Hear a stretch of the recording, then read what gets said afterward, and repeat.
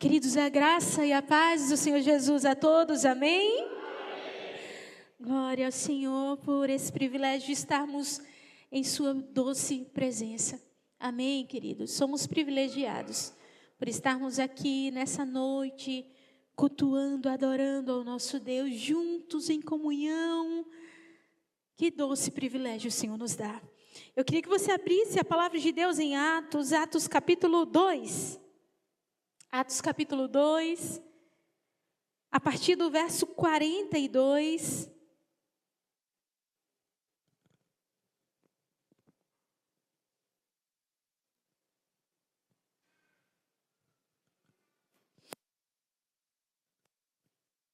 Atos 2, a partir do verso 42, diz a palavra do Senhor. E perseveravam na doutrina dos apóstolos, e na comunhão, no partir do pão e nas orações. Em cada alma havia temor, e muitos prodígios e sinais eram feitos por intermédio dos apóstolos. Todos os que creram estavam juntos e tinham tudo em comum. Vendiam as suas propriedades e bens, distribuindo o produto entre todos à medida que alguém tinha necessidade. Diariamente perseveravam unânimes no templo, partiam pão de casa em casa e tomavam as suas refeições com alegria e singeleza de coração, louvando a Deus e contando com a simpatia de todo o povo. Enquanto isso, acrescentava-lhes o Senhor dia a dia os que iam sendo salvos. Amém, queridos? Oremos mais uma vez. Pai, nós estamos aqui, Senhor, como igreja do Senhor, como povo teu, reconhecendo, Senhor, a nossa falência espiritual, reconhecendo, Senhor, que sem ti nada podemos fazer. Nós estamos aqui como povo teu, povo que o Senhor comprou com sangue precioso, Pai. Aqui está um povo de propriedade exclusiva do Senhor. E Deus, nós estamos aqui reconhecendo, Pai, que dependemos do Senhor, que precisamos do Senhor. E eu clamo pela tua igreja, clamo pelo teu povo, que o Senhor, em nome de Jesus, possa aplicar a tua palavra aos nossos corações, que ela venha frutificar, Senhor. Que em nome de Jesus o teu Santo Espírito, ó Pai, esteja transformando os nossos corações. Que sejamos moldados e transformados, que sejamos vivificados pelo poder da tua palavra. Pois sabemos que ela é suficientemente poderosa para fazer isso, para trazer vida àqueles que estão mortos. Nós clamamos ao Santo Espírito de Deus. Fala aos nossos corações nessa noite, em nome de Jesus. Amém. Amém, queridos. Amados, o livro de Atos é um livro histórico. Esse livro ele foi narrado por Lucas, o médico amado.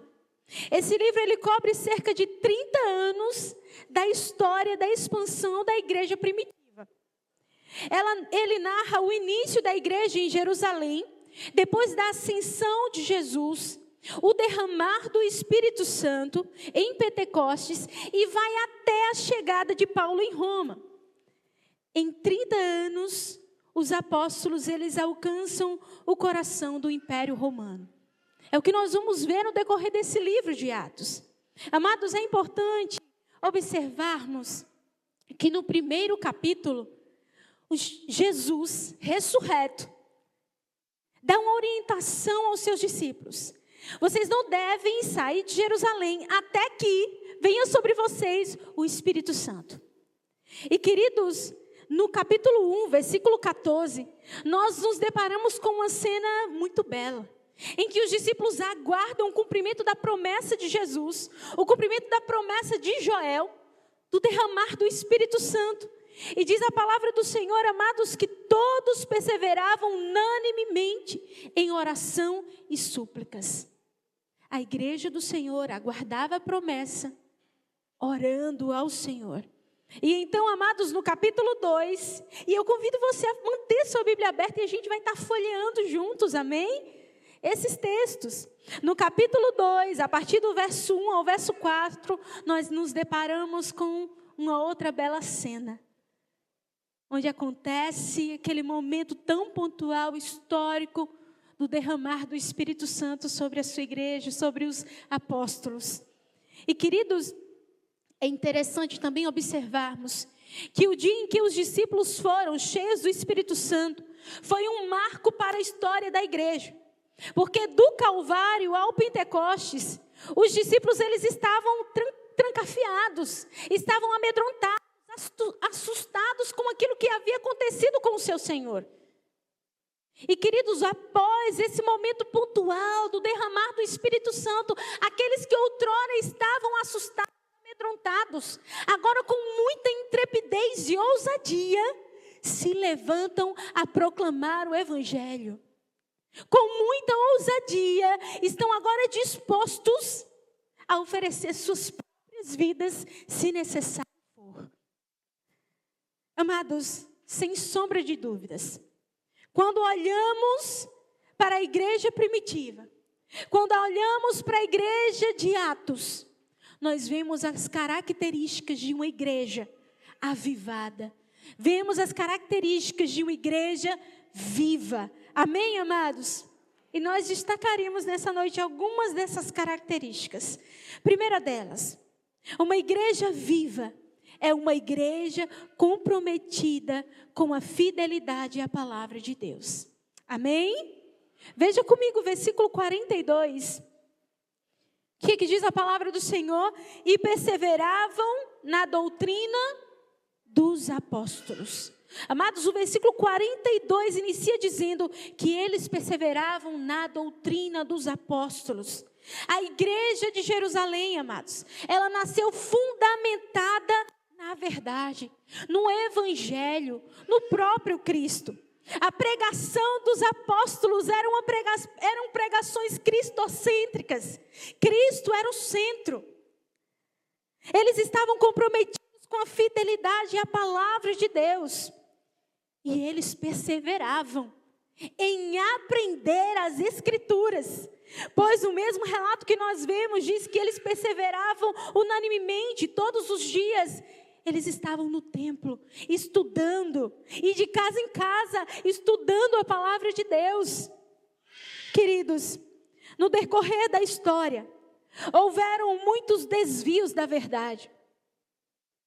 E quando nós olhamos lá para o século XVI, quando a igreja estava entrando em um processo de colapso, de total desvio das Escrituras, o Senhor levanta um monge agostiniano chamado Martinho Lutero. E esse homem vai fixar nas portas da igreja de Wittenberg, na Alemanha, as 95 teses contra as indulgências da igreja e os desmandos do papado. Queridos, e é interessante que a reforma protestante, ela não foi uma inovação da igreja, mas foi uma volta à doutrina dos apóstolos. A reforma protestante não foi um desvio de rota, mas uma volta às Escrituras. A reforma colocou a igreja de volta aos trilhos da verdade. E uma das bandeiras da reforma, uma das grandes ênfases da reforma protestante, era exatamente a singularidade das Escrituras. O conhecido sola Scriptura, que acentuava que as Escrituras são a nossa única regra de fé e prática, e que devemos rejeitar qualquer doutrina que seja contrária à palavra de Deus. A palavra de Deus, igreja, é inspirada, inerrante, infalível e suficiente. Amém? Você crê nisso?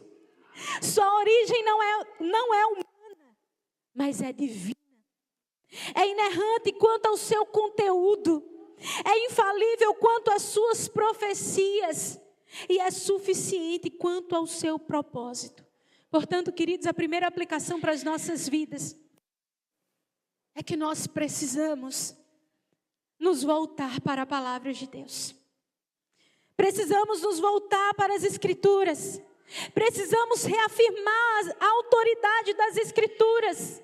nos submetendo a ela, abrindo mão dos nossos achismos, das nossas bagagens familiares ou culturais, e nos submeter àquilo que a palavra do Senhor nos ensina enquanto verdade.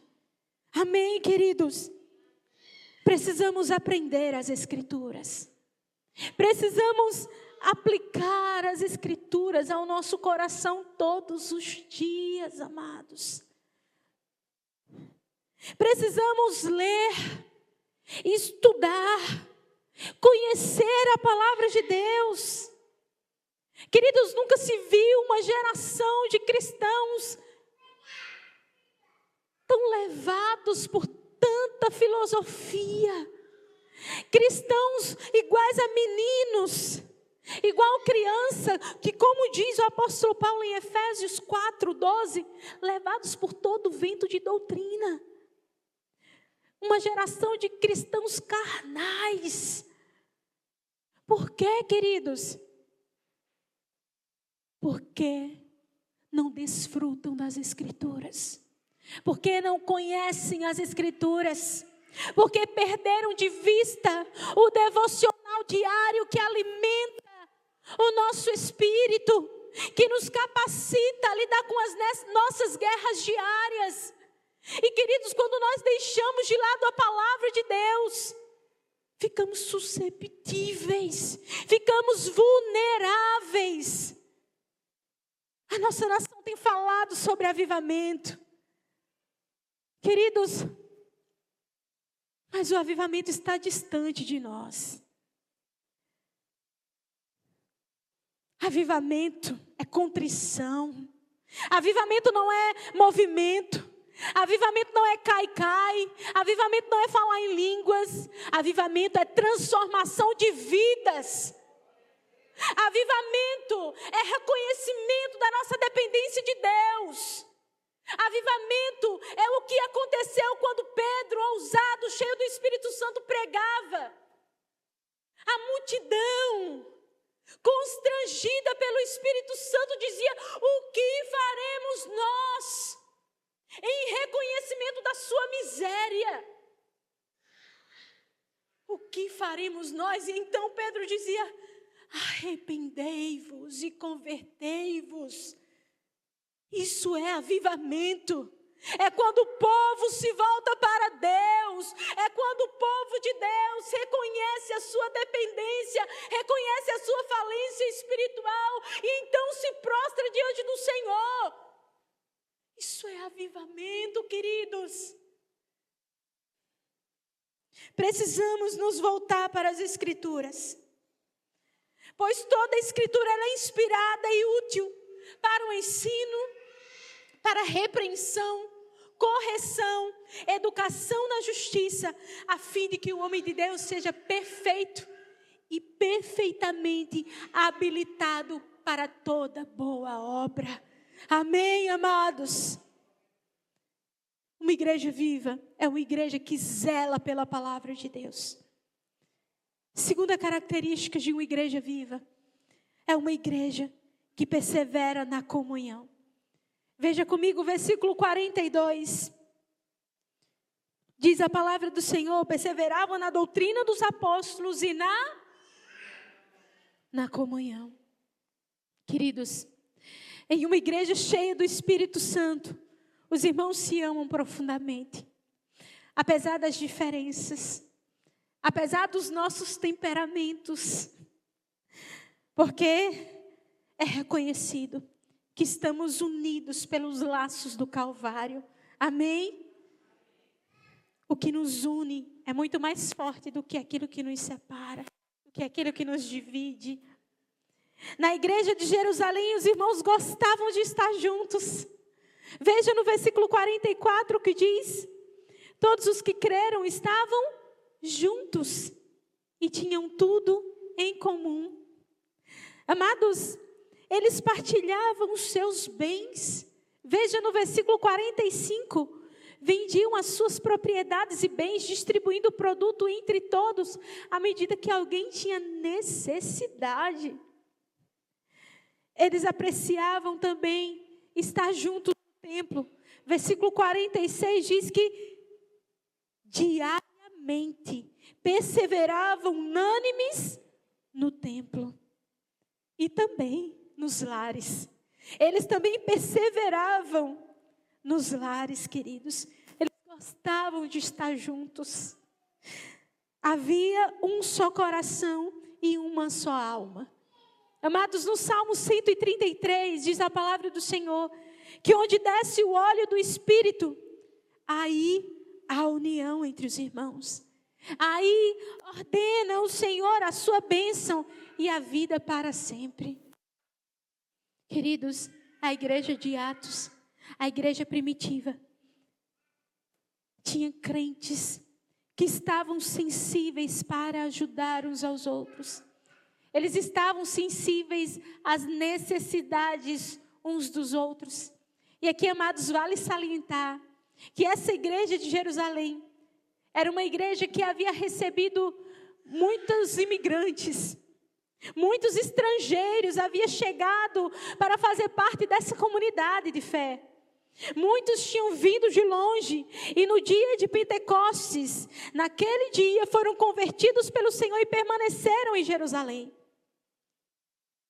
E aquela igreja, aqueles irmãos daquela comunidade estavam sensíveis a atender às necessidades daqueles que padeciam. Havia um só coração e uma só alma. Hernandes Dias Lopes, comentando esse texto, ele afirma que aqueles irmãos converteram não apenas o coração, mas também o bolso. Eles tinham desapego aos bens e apego às pessoas. E, amados, o resultado dessa postura da igreja primitiva era o que o versículo 47 vai afirmar.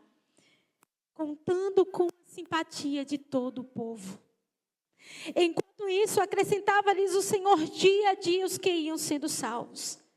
Amados, aquela igreja estava sendo admirada por aqueles que não eram cristãos. Porque a pregação dos apóstolos era coerente com o seu modo de viver. A pregação daqueles cristãos era coerente com as suas ações. E, queridos, uma segunda aplicação para nossas vidas é que essa também deve ser a nossa realidade. Devemos dar esse testemunho para que o que pregamos não seja menosprezado pela forma que agimos. Queridos, precisamos amar mais. Igreja, precisamos cuidar mais. Precisamos estar mais sensíveis à necessidade do outro. Precisamos ter mais empatia. Queridos, em João capítulo 3, versículo 15, Jesus vai dizer aos seus discípulos: nisto conhecerão que vocês são meus discípulos, se amarem uns aos outros. Em outras palavras, Jesus estava dizendo para os seus discípulos: a marca distintiva do meu povo será o amor. A marca distintiva dos meus discípulos será o amor. Não em palavras, não, mas em ações.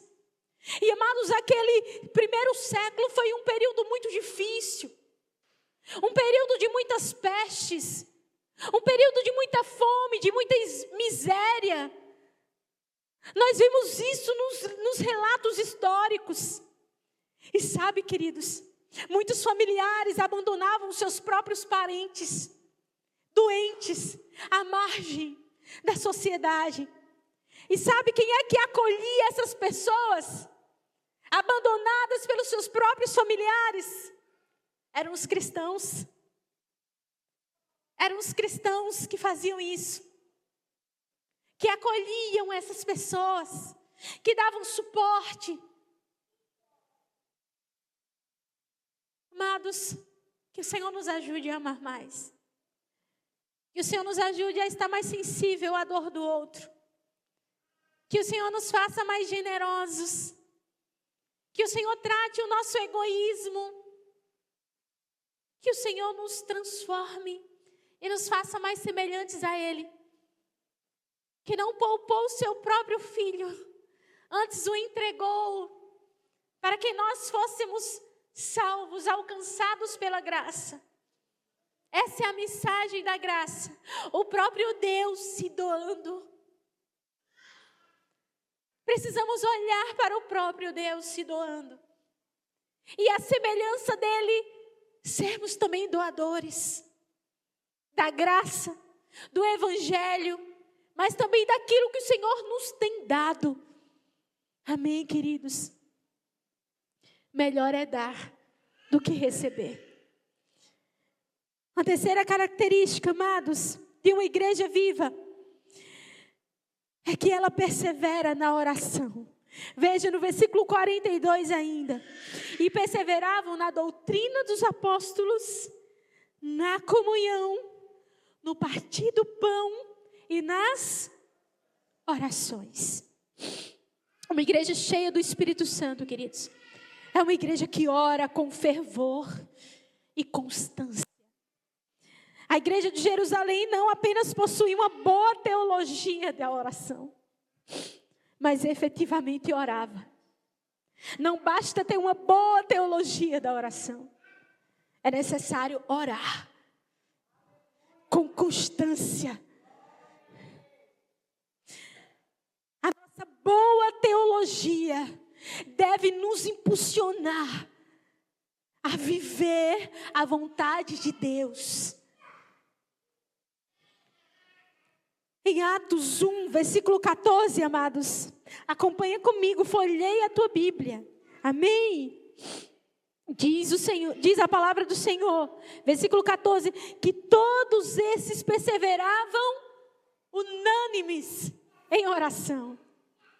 A igreja perseverava unânime em oração. Em Atos capítulo 3, versículo 1, nós encontramos os líderes da igreja indo às 3 horas da tarde orar no templo. Aqui nós nos deparamos com aquele relato em que Pedro e João sobem ao templo para orar. No capítulo 4, versículo 31, nós encontramos a igreja sobre perseguição. E mesmo em meio à perseguição, aquela igreja fazia o quê? Orava com fervor e o lugar treme, o Espírito Santo desce sobre eles. Em Atos capítulo 6, versículo 4, nós encontramos aquela narrativa da instituição dos diáconos. E amados, acontece algo muito belo nessa narrativa. Um momento também em que a liderança da igreja entende que a sua maior prioridade é a oração e a palavra. Eles instituem os diáconos para suprir as necessidades das viúvas que estavam desassistidas. E então eles dizem, e nós nos consagraremos à oração e à palavra de Deus. Em Atos, capítulo 9, versículo 11, o primeiro sinal que Deus deu a Ananias sobre a conversão do apóstolo Paulo foi que Ananias o encontraria fazendo o quê? Orando. Em Atos, capítulo 12, versículo 5, nós encontramos Pedro aprisionado. Mas enquanto Pedro estava preso, queridos, havia oração incessante da igreja em seu favor. E enquanto a igreja intercedia, enquanto a igreja orava, o Senhor envia um anjo naquela prisão. E aquele anjo liberta Pedro. E Pedro é liberto. Havia oração incessante da igreja. Em Atos 13, versículo 2 e versículo 3, nós encontramos um outro relato belo, amados, em que diz a palavra do Senhor que a igreja de Jerusalém estava em oração. Sua liderança estava unânime em oração, em propósito, em jejum. E sabe o que acontece, queridos? Eles ouvem o Espírito Santo. E o Espírito Santo então diz: separai-me a Paulo e Barnabé para a obra que eu tenho designado. E então, queridos, o Senhor abre as portas das missões mundiais. Há uma igreja que está em oração. Uma igreja que está em jejum. Uma igreja que está unanimemente intercedendo. O Senhor se revela. Uma igreja que está em constante oração, está sensível à voz do Espírito Santo, está sensível para discernir os caminhos de Deus, a vontade de Deus sobre as suas vidas. Queridos, em Atos 16, verso 25, 26, encontramos uma outra narrativa extraordinária, em que Paulo e Silas estão presos, e ali naquela prisão, eles oram, eles começam a interceder, eles começam a orar, e começam a louvar ao Senhor, e então Deus abre-se, então as cadeias se rompem, e aqueles homens, eles são libertos daquela prisão. O carcereiro é convertido. E o nome do Senhor é glorificado. E as portas da Europa se abrem para o Evangelho. Em Atos capítulo 20, versículo 36, nós encontramos outra narrativa extraordinária. O momento em que o apóstolo Paulo se encontra com os presbíteros de Éfeso, com quem ele passou 3 anos, ensinando dia e noite, de casa em casa, como diz ele. E diz a palavra do Senhor que juntamente com aqueles presbíteros, eles oravam, eles intercediam. E no capítulo 28, versículo 8, versículo 9, nós encontramos uma outra narrativa, onde o apóstolo Paulo, ele ora pelos enfermos da ilha de Malta. E diz a palavra do Senhor, queridos, que aqueles enfermos são curados, que o Senhor manifesta o seu poder. Terceira aplicação para as nossas vidas, amados, é que nós precisamos ser uma igreja de oração, amém? Se queremos ver o sobrenatural de Deus em nossas vidas, precisamos orar. Se queremos ver Deus agindo na vida das pessoas que nos cercam, precisamos orar. Se queremos ver Deus agindo na vida dos nossos familiares que ainda não foram alcançados pelo Evangelho, precisamos orar, queridos. Uma oração incessante. Se queremos ser uma igreja relevante na sociedade, precisamos dedicar tempo à oração. Amém, amados?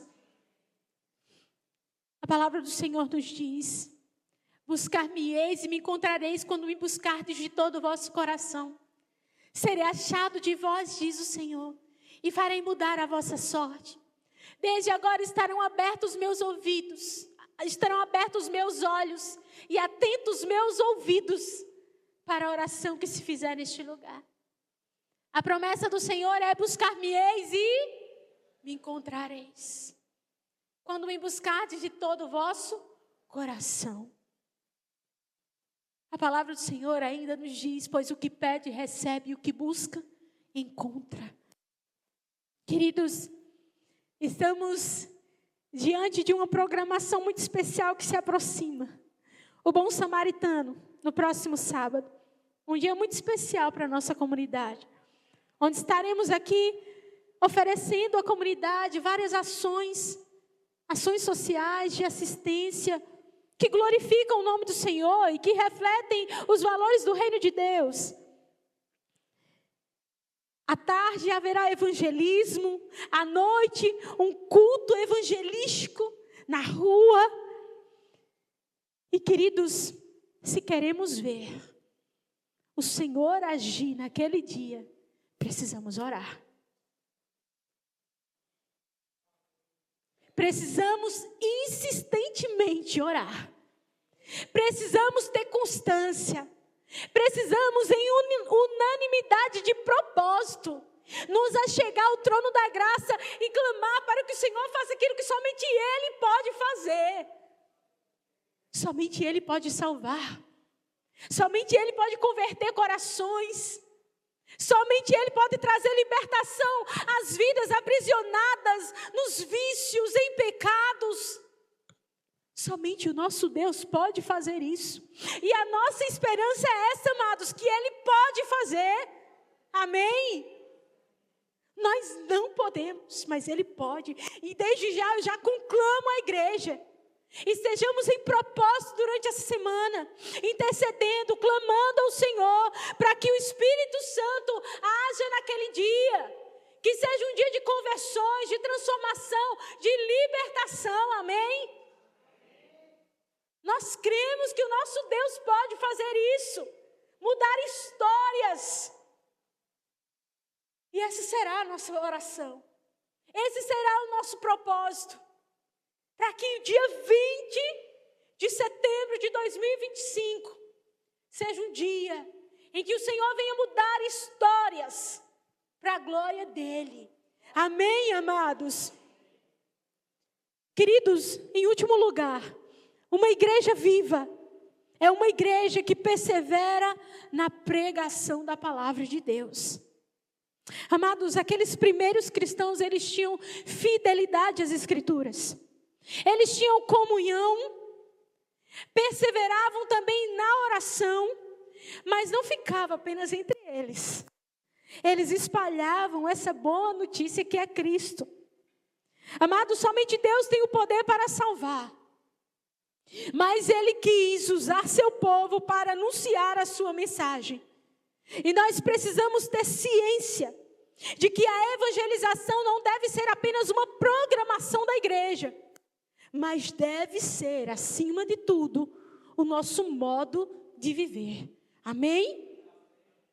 Sim, enquanto igreja, enquanto comunidade de fé, precisamos encorajar e desenvolver programações como essa, em que encorajamos a igreja a testemunhar, a evangelizar. Amém?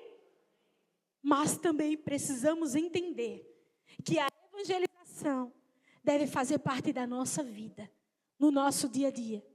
Lá na faculdade, lá no nosso trabalho, na nossa vizinhança, no ambiente familiar.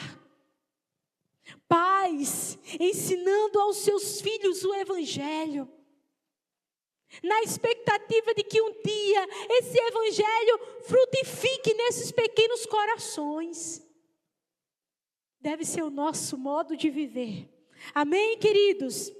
E amados, quando nós olhamos para a igreja primitiva, nós vimos uma igreja que persevera na pregação da palavra de Deus.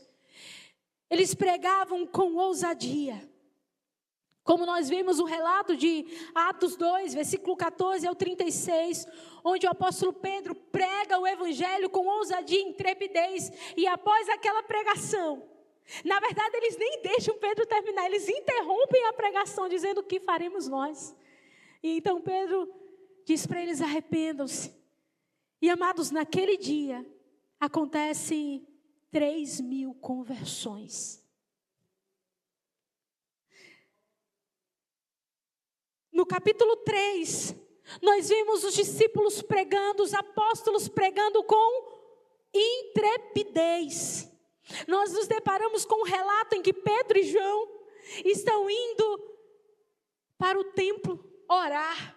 E ali naquele templo Formosa, eles encontram um coxo, muito conhecido por todos.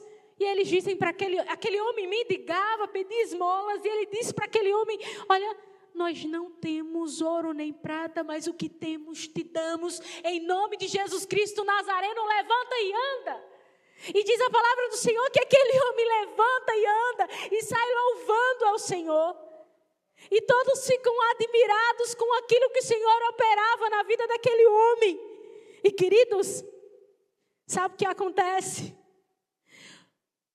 Eles aproveitam o enredo, aproveitam a situação, pregam o evangelho.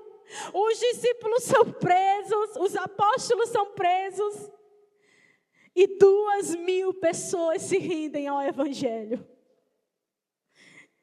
Queridos, nós vemos uma igreja que prega com ousadia, com intrepidez, e que prega também em meio à perseguição.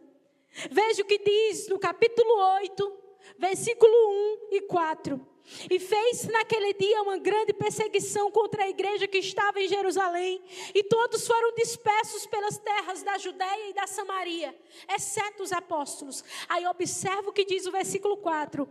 Mas os que andavam dispersos iam por toda parte, murmurando,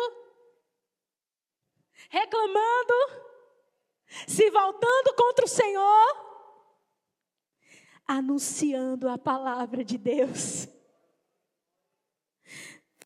Queridos, nós vemos a igreja pregando também com sinais e maravilhas. Veja a narrativa do capítulo 8. Nós nos deparamos aqui com uma outra narrativa belíssima. De Filipe, pregando em Samaria.